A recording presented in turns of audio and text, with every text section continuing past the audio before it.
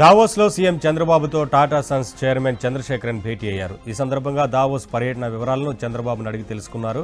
ప్రపంచ పారిశ్రామిక రంగ పోకడలు, పారిశ్రామికవేత్తల ఆలోచనలు తెలుసుకోవడానికి దావోస్ మంచి వేదిక అని చంద్రబాబు అన్నారు. ఏపీని బ్రాండ్ చేయడానికి, కొత్త పాలసీలను అంచనా వేయడానికి ఈ పర్యటన ఎంతో దోహదం చేస్తుందని తెలిపారు. 2025 దావోస్ పర్యటనలో జరిపిన చర్చల్లో ఇప్పటికే 2.50 లక్షల కోట్ల పెట్టుబడులు గ్రౌండ్ అయ్యాయని తెలిపారు. 3 రోజులు వేర్వేరు సమావేశాల ద్వారా green energy, technology, AI, agriculture, tourism లాంటి రంగాల్లో రాష్ట్రం సాధిస్తున్న విజయాలను వివరించారు. దావోస్ పర్యటనలో తెలంగాణ సీఎం రేవంత్ రెడ్డిని ఏపీ మంత్రి లోకేష్ కలిశారు. ఈ సందర్భంగా తెలుగు రాష్ట్రాల ప్రగతి ప్రణాళికలపై రేవంత్ రెడ్డి, నారా లోకేష్ చర్చించారు. విద్యా సంస్కరణలు, ఐటీ ప్రగతి గురించి చర్చించారు. తెలంగాణ స్కిల్ డెవలప్మెంట్ ప్రోగ్రాంను పరిశీలించాలని లోకేష్ను రేవంత్ రెడ్డి కోరారు.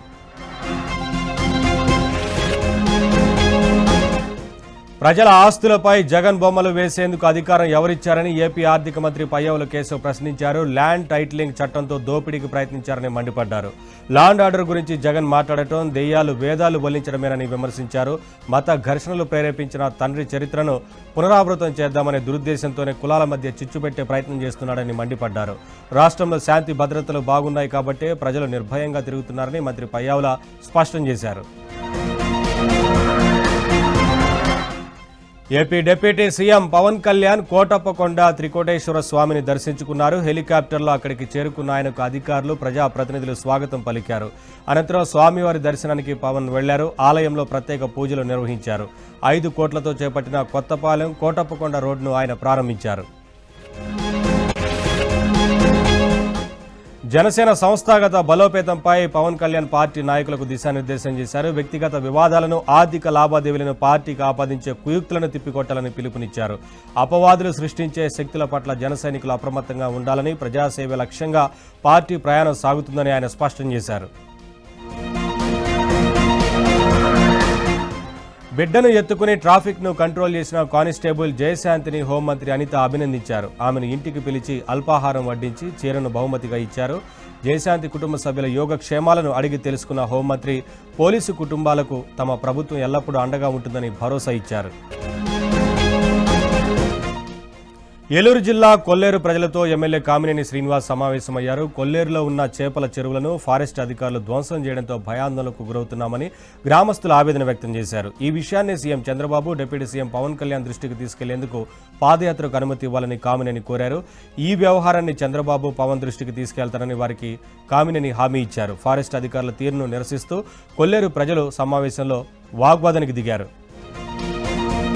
రాష్ట్రంలో ఎక్కడా లేని విధంగా దర్గాలో ఉగాది పంచాంగ పఠనం చదివి వినిపించడం తన నియోజకవర్గం మంత్రాలయంలో మాత్రమే ఉండటం గర్వంగా ఉందని ఎమ్మెల్యే బాలనాగిరెడ్డి అన్నారు. కర్నూలు జిల్లా తుంగభద్ర గ్రామంలో 2 కోట్ల వ్యయంతో నిర్మించిన మసీదు ప్రారంభోత్సవంలో ఎమ్మెల్యే పాల్గొన్నారు.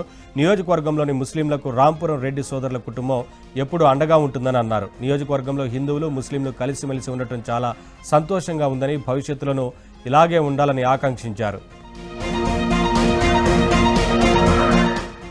జాతీయ రహదారి భద్రతా మాసోత్సవాల్లో భాగంగా రవాణా శాఖ అధికారుల ఆధ్వర్యంలో హెల్మెట్ ధారణపై అవగాహన ర్యాలీ నిర్వహించారు.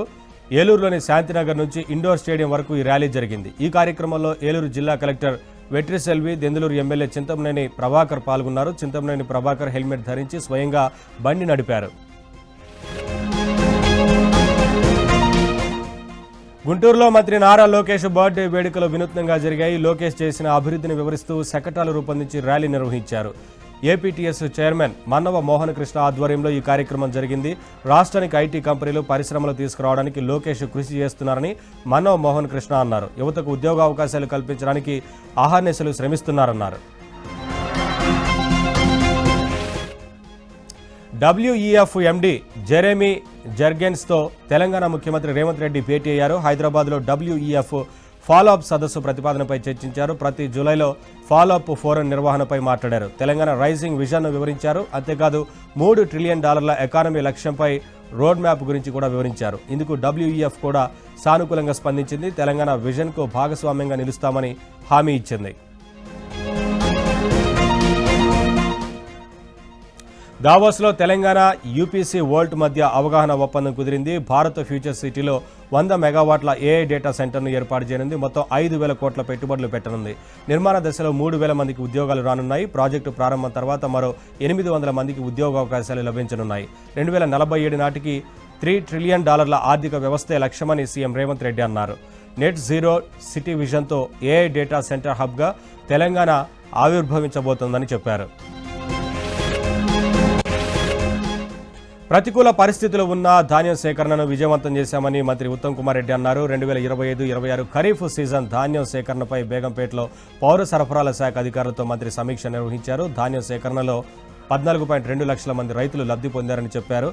18,444 కోట్ల మేర వారి ఖాతాలకు చెల్లింపులు చేశామన్నారు. ఈ సమీక్షా సమావేశానికి పౌర సరఫరాల శాఖ ముఖ్య కార్యదర్శి స్టీఫెన్ రవీంద్ర తదితరులు హాజరయ్యారు. ఆటోమేటెడ్ డ్రిప్ ఇరిగేషన్ సిస్టమ్లను ప్రయోగాత్మకంగా అమలు చేయాలని మంత్రి తుమ్మల నాగేశ్వరరావు ఆదేశించారు. తక్కువ పనితీరు చూపుతున్న ఆయిల్ పామ్ కంపెనీల జోన్ల రద్దుకు ఆదేశాలు జారీ చేశారు. లక్ష్యాలు చేరుకోకపోతే ఆయిల్ ఫెడ్ జోన్లను రద్దు చేస్తామని హెచ్చరించారు. ఆయిల్ పామ్ విస్తరణను పెంచడమే ప్రభుత్వ ప్రధాన లక్ష్యమన్నారు. Kallurugudem, Beechupalli oil palm processing యూనిట్ల పనులు వేగవంతం చేయాలని మంత్రి సూచించారు.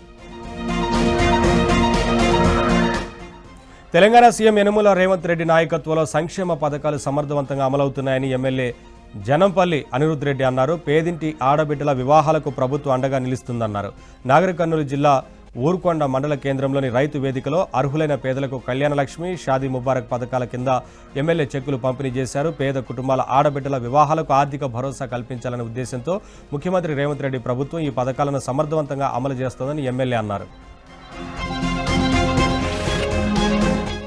ABN Andhrajyothi managing director Vemuri Radhakrishna రాసిన కథనంతో నైని కోల్ మైన్ టెండర్లను రద్దు చేశారు. ఈ టెండర్ల నోటిఫికేషన్ రద్దు చేయనున్నట్లు ప్రకటించారు.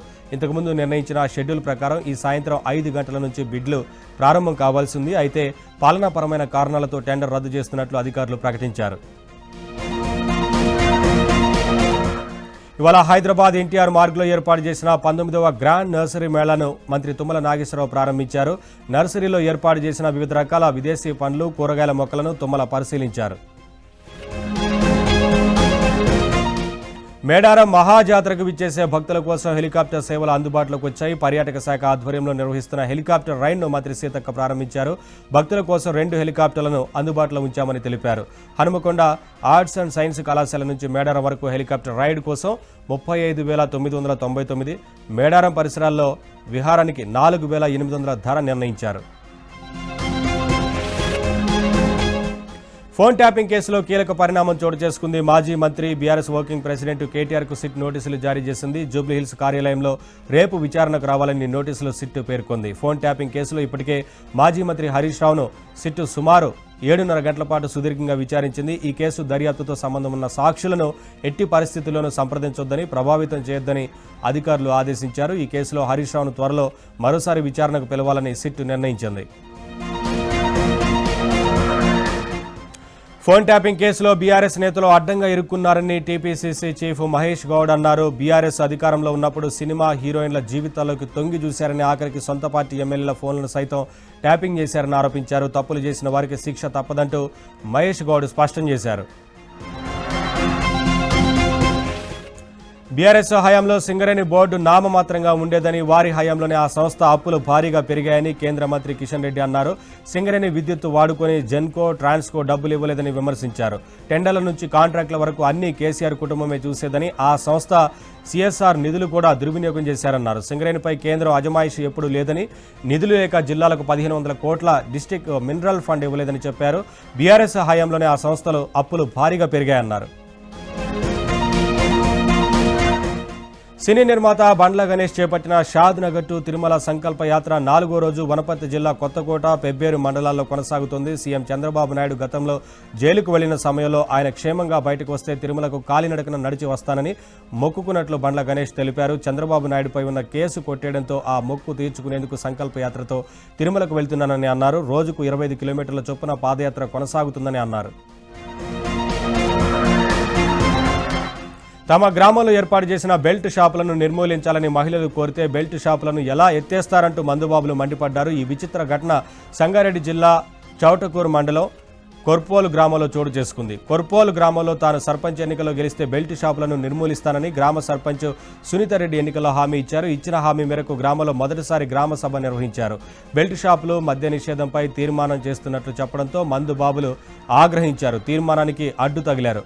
మహిళల డిమాండ్తో రేపటి నుంచి మద్యపాన నిషేధం, బెల్ట్ షాపుల నిర్మూలన అమలు కానుంది.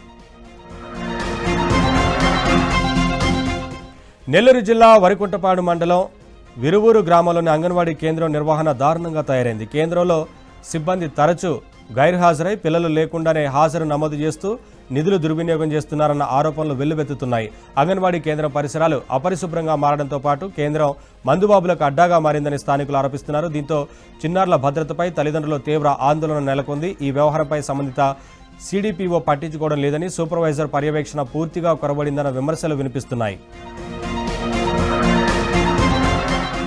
మేడ్చల్ జిల్లా శామీర్పేటలో కబ్జాకు గురైన ప్రహారీ గోడను హైడ్రా సిబ్బంది కూల్చివేశారు. స్థానిక ఫ్రెండ్స్ కాలనీలో 30 ఏళ్లుగా 20 ఫీట్ రోడ్డును కొంతమంది కబ్జా చేసి ప్రహారీ గోడను నిర్మించారు. కాలనీ వాసుల ఫిర్యాదుతో హైడ్రా చర్యలు చేపట్టింది. దీంతో స్థానికులు హర్షం వ్యక్తం చేశారు. కర్నూలు జిల్లా ఎమ్మిగనూరులో తమ స్థలాన్ని భూ కబ్జా చేస్తున్నారంటూ బాధితులు తీసిన వీడియో సోషల్ మీడియాలో వైరల్గా మారింది. మిలిటరీ కాలనీ సమీపంలో 30 ఏళ్ల క్రితం చేనేత కుటుంబానికి చెందిన నారాయణ, నాగరత్న అనే దంపతులు 6 సెంట్ల స్థలాన్ని కొనుగోలు చేశారు. అప్పట్లో ఆర్థిక పరిస్థితి సరిగా లేకపోవడంతో ఇంటిని నిర్మించుకోలేదు. ఇటీవలే గతంలో తాము కొనుగోలు చేసిన స్థలంలో గుడిసె వేసేందుకు రాళ్లను పాతారు. ఇదిలా ఉంటే ఈ స్థలం కొనుగోలు చేసిన వెంకటేష్ తాను కొనుగోలు చేసిన స్థలానికి సంబంధించిన అన్ని పత్రాలు తన వద్ద ఉన్నాయని, ఇందులో అధికార ప్రతిపక్ష నాయకుల ప్రమేయం లేదన్నాడు. తానే స్వయంగా రాళ్లను తొలగించారని చెప్పాడు. అనంతపురం జిల్లా తాడిపత్రిలో దారుణం జరిగింది. వైద్యుల నిర్లక్ష్యానికి ఓ బాలింత బలైపోయింది. పుట్లూరు మండలం కుమ్మనమల గ్రామానికి చెందిన సరస్వతి అనే గర్భిణి నిన్న డెలివరీ కోసం నహీరా నర్సింగ్ హోంలో చేరింది. ప్రసవం అనంతరం పరిస్థితి బాగలేదంటూ ఎక్కడికైనా తీసుకెళ్లాలని వైద్యులు చెప్పడంతో కుటుంబ సభ్యులు హుటాహుటిన అనంతపురం సవేరా ఆసుపత్రికి తీసుకెళ్లగా మృతి చెందింది. వైద్యుల నిర్లక్ష్యం వల్లే తమ బిడ్డ మృతి చెందిందని కుటుంబ సభ్యులు ఆసుపత్రి ఎదుట ధర్నాకు దిగారు. వైద్యులంతా కలిసి డబ్బులు ముట్టజెప్పి చేతులు దులుపుకునే ప్రయత్నం చేస్తున్నారని ఆరోపించారు. తమకు న్యాయం చేసి వైద్యం చేసిన డాక్టర్ మంజుల వానిపై చర్యలు తీసుకోవాలని డిమాండ్ చేశారు. అయోధ్యలో శ్రీరాముని విగ్రహ ప్రతిష్ఠ దినోత్సవం సందర్భంగా కడపలో అయోధ్య ఐక్య వేదిక ఆధ్వర్యంలో శ్రీరాముని మహాశోభాయాత్ర అంగరంగ వైభవంగా నిర్వహించారు. జిల్లా నలుమూలల నుంచి పెద్ద ఎత్తున భక్తులు తరలివచ్చారు. శోభాయాత్రలో మహిళల కోలాటాలు, చెక్క భజనలు, విచిత్ర వేషధారణ, డప్పు కళాకారుల వాయిద్యాలు, కర్రసాము, కేరళ వాయిద్యాలు చూపర్లను అలరించాయి. భక్తుల రద్దీ దృష్ట్యా పోలీసులు పెద్ద ఎత్తున బందోబస్తు ఏర్పాటు చేశారు. Young India skill university vice chancellor Subbarao, Ramanaidu studios head Suresh Daggubati భేటీ అయ్యారు. మీడియా అండ్ ఎంటర్టైన్మెంట్ రంగంలో భాగస్వామ్యంపై కీలకంగా చర్చించారు. స్కిల్లింగ్ వాల్యూ చైన్ అంతటా సహకార అవకాశాలపై లోతైన చర్చ జరిగింది. శిక్షణ, నైపుణ్యాభివృద్ధి రంగాల్లో సంయుక్త కార్యక్రమాలపై ఫోకస్ చేశారు. లెజెండరీ ఫిల్మ్ మేకింగ్ సంస్థతో భాగస్వామ్యం వైఐఎస్యుకి కీలకమైన మైలురాయిగా నిలవనుంది. AP assembly women's welfare committee chairman Gouru Charitha Reddy, Himachal Pradesh public account committee chairman Anil Sharma, Ghattamaneni Jayakrishna Tirumala శ్రీనివాస్ని దర్శించుకున్నారు. శ్రీవారి దర్శనార్థం కుటుంబ సభ్యులతో కలిసి తిరుమలకు చేరుకున్న వీరు వీఐపీ బ్రేక్ ప్రారంభ దర్శన సమయంలో శ్రీవారిని దర్శించుకుని తీర్థ ప్రసాదాలు స్వీకరించారు. మంత్రి ఆనం రామనారాయణ రెడ్డి తిరుమల శ్రీనివాసుడిని దర్శించుకున్నారు. శ్రీవారి దర్శనార్థం కుటుంబ సభ్యులతో కలిసి తిరుమలకు చేరుకున్న ఆనం వీఐపీ బ్రేక్ ప్రారంభ దర్శన సమయంలో శ్రీవారిని దర్శించుకున్నారు. దర్శనానంతరం ఆలయ అధికారులు శ్రీవారి తీర్థ ప్రసాదాలను అందజేశారు. రాష్ట్రంలో రథసప్తమి వేడుకలను వైభవంగా నిర్వహించేందుకు ప్రభుత్వం అన్ని రకాలుగా సహకరిస్తుందని మంత్రి ఆనం తెలిపారు. వరంగల్ జిల్లాలో కోతుల బెడదను నివారించేందుకు నూతన సర్పంచ్ వినూత్నంగా ఆలోచించారు. ఇల్లంద సర్పంచ్ బేతి సాంబయ్య కోతుల సమస్యను నివారించేందుకు ఆన్లైన్లో చింపాంజీ మాస్కులను కొనుగోలు చేసి గ్రామం నుంచి కోతులను పరుగులు పెట్టిస్తున్నారు. ఎన్నికల ప్రచారంలో గ్రామస్తులకు ఇచ్చిన హామీ మేరకు ఈ ప్రయత్నం చేసినట్లు సర్పంచ్ తెలిపారు. నెల్లూరు జిల్లా ఉదయగిరి అటవీ ప్రాంతంలో పెద్దపులి కలకలు రేపుతోంది. బండగానిపల్లి అడవుల్లో ఏర్పాటు చేసిన ట్రాప్ కెమెరాకు పెద్దపులి చిక్కిందని అటవీశాఖ అధికారులు తెలిపారు. ఇటీవల పులి కదలికలు కనిపించడంతో గ్రామస్తులు తీవ్ర భయాందోళనకు గురవుతున్నారు. పులి కదలికలపై నిఘా పెంచేందుకు ట్రాప్ కెమెరాల సంఖ్యను పెంచారు. మరోవైపు పులి సంచరిస్తున్న గ్రామాల ప్రజలు అప్రమత్తంగా ఉండాలని, ఒంటరిగా అడవులకు వెళ్లవద్దని చాటింపు వేయించారు. నెల్లూరు జిల్లా వెంకటాచలం చెక్పోస్టు వద్ద అక్రమంగా కారులో తరలిస్తున్న 28 ఎర్రచందనం దొంగలను టాస్క్ ఫోర్స్ పోలీసులు స్వాధీనం చేసుకున్నారు. ఎర్రచందనం దొంగలు తరలిస్తున్న కారును పైలట్ వాహనంగా వ్యవహరిస్తున్న ద్విచక్ర వాహనాన్ని సీజ్ చేశారు. 4 స్మగ్లర్లను అరెస్టు చేశారు. స్మగ్లర్లందరూ చిత్తూరు జిల్లాకు చెందిన వారిగా గుర్తించారు. వీరిపై కేసులు నమోదు చేసిన పోలీసులు దర్యాప్తు చేస్తున్నట్లు తెలిపారు. GHMC Uppal zone Ghatkesar circle 8వ డివిజన్లోని సింగపూర్ టౌన్షిప్లో దొంగలు హల్చల్ చేశారు. సంక్రాంతి పండుగ నిమిత్తం టౌన్షిప్లోని నివాసితులు తమ సొంతూళ్లకు వెళ్లిన సమయంలో దొంగలు ఈ ఘాతుకానికి పాల్పడ్డారు. మొత్తం 5 బ్లాకుల్లో చోరీలకు పాల్పడిన దుండగులు 5 లక్షల విలువ చేసే బంగారం, విదేశీ కరెన్సీ చోరీకి గురైందని పోలీసులు గుర్తించారు. ఏసీపీ చక్రపాణి ఘటనా స్థలానికి చేరుకొని క్లూస్ టీం ద్వారా వేలిముద్రలు సేకరించారు. దొంగలు సాక్ష్యాలను దొరకకుండా ఉండేందుకు సీసీ కెమెరాలను కూడా ధ్వంసం చేసినట్లు అధికారులు తెలిపారు. త్వరలోనే నిందితులను పట్టుకుంటామని ఏసీపీ తెలిపారు. కేంద్రంలోని నరేంద్ర మోదీ ప్రభుత్వం పేదల పొట్టగొట్టేలా వ్యవహరిస్తోందని కాంగ్రెస్ అగ్రనేత రాహుల్ గాంధీ విమర్శించారు. ఢిల్లీలో జరిగిన జాతీయ ఉపాధి హామీ కార్మికుల సదస్సులో రాహుల్ గాంధీ పాల్గొన్నారు. మహాత్మా గాంధీ జాతీయ గ్రామీణ ఉపాధి హామీ చట్టాన్ని రద్దు చేసి దాని స్థానంలో కొత్త చట్టాన్ని తీసుకురావడం వెనుక పెద్ద కుట్ర దాగి ఉందని ఆయన ఆరోపించారు. భారత సైన్యం సరికొత్త రోబోటిక్ ఆయుధాలను సమకూర్చుకుంది. ఇటీవల ఆర్మీ తన ఆయుధ సంపత్తిలోకి 100 రోబోటిక్ మ్యూల్స్ను ప్రవేశపెట్టింది. ఢిల్లీలోని కర్తవ్య పథ్లో జరగనున్న గణతంత్ర దినోత్సవ పరేడ్ రిహార్సల్స్లో భాగంగా తుపాకులు అమర్చిన రోబోటిక్ డాగ్లను ఆర్మీ ప్రదర్శించింది. 4 కాళ్లు కలిగి ఉండే ఈ రోబోలను తొలుత ఐపీఎల్లో వినియోగించగా అందరి దృష్టిని ఆకర్షించాయి. వాటికి కెమెరాలను అమర్చి క్రికెట్ మ్యాచ్ల చిత్రీకరణకు వాడారు. తాజాగా ఆ రోబోటిక్ డాగ్లకు రైఫిల్ అమర్చి సైన్యం రిపబ్లిక్ డే పరేడ్లో ప్రదర్శించనుంది. ఇక రిపబ్లిక్ డే పరేడ్లో డిఆర్డీఓ అభివృద్ధి చేసిన దీర్ఘశ్రేణి యాంటీ షిప్ హైపోసోనిక్ గ్లైడ్ క్షిపణిని కూడా 77వ గణతంత్ర వేడుకల్లో ప్రదర్శించనున్నారు. కర్ణాటక శాసనసభ ఉమ్మడి సమావేశంలో గవర్నర్ థావర్ చంద్ గెహ్లాట్ ప్రభుత్వం సిద్ధం చేసిన ప్రసంగాన్ని పూర్తిగా చదవకుండా కేవలం ఒకే ఒక్క లైన్తో ముగించడం తీవ్ర దుమారం రేపింది. గవర్నర్ చర్య రాజ్యాంగాన్ని అవమానించడమేనని సీఎం సిద్ధరామయ్య మండిపడ్డారు. కేంద్ర ప్రభుత్వ లోపాలను కప్పిపుచ్చుకోవడానికే గవర్నర్ తన బాధ్యతల నుండి తప్పుకున్నారని, ఇది రాజ్యాంగంలోని ఆర్టికల్ 176 ఉల్లంఘన అని ఆయన ఆరోపించారు.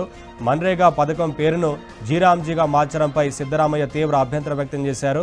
మహాత్మా గాంధీ పేరును తొలగించడం సరికాదని, ప్రజలు ఎక్కడ పనిచేయాలో కేంద్రమే నిర్ణయించడాన్ని వ్యతిరేకిస్తున్నామని ఆయన స్పష్టం చేశారు.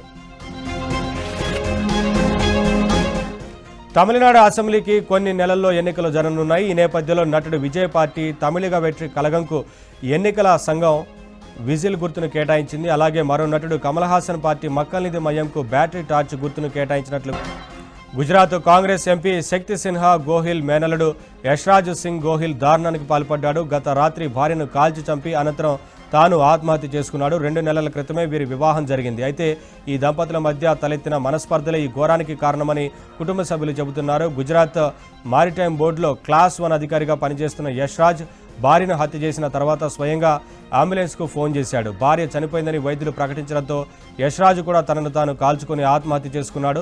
మృతదేహాలను పోస్టుమార్టం కోసం ఆసుపత్రికి తరలించిన వస్త్రాపూర్ పోలీసులను దర్యాప్తు చేపట్టారు. జోధ్పూర్లో ఫినీ తయారీ కేంద్రంలో పిండిని కాళ్లతో ముద్ద చేస్తూ తయారు చేసిన వీడియో నెట్టింట వైరల్ అవుతోంది. ప్రజలు ఆగ్రహించడంతో అధికారులు 110 కిలోల ఫినీని ధ్వంసం చేసి బాధ్యులపై కఠిన చర్యలకు ఆదేశాలు జారీ చేశారు. కోయంబత్తూర్ కోడిసియా మైదానంలో 20 మంది ఆకాశంలో చిక్కుకున్నారు. స్థానికంగా నిర్వహించిన ప్రైవేట్ ఎగ్జిబిషన్లో స్కై డైవింగ్ని ఏర్పాటు చేశారు. అయితే అక్కడ హైడ్రాలిక్ లిఫ్టింగ్ ప్లాట్ఫామ్లో సాంకేతిక లోపం తలెత్తడంతో 20 మంది వరకు ఆకాశంలోనే చిక్కుకుపోయారు. దీంతో ఫైర్ సిబ్బంది ఏరియల్ ల్యాడర్ సాయంతో వీరందరినీ రక్షించాల్సి వచ్చింది. బంగారం వెండి ధరలు సామాన్యులకు అందనంతగా పెరుగుతున్నాయి. మధ్యతరగతి కుటుంబాలు బంగారం కొనడం ఇక కలే అన్నట్లుగా ధరలున్నాయి. 5 తులాలు కొనాలన్నా 1కి 100 సార్లు ఆలోచించే పరిస్థితి వచ్చింది. బంగారం ధరలు పెరిగిపోవడంతో విజయవాడ షాపుల్లో రద్దీ తగ్గింది.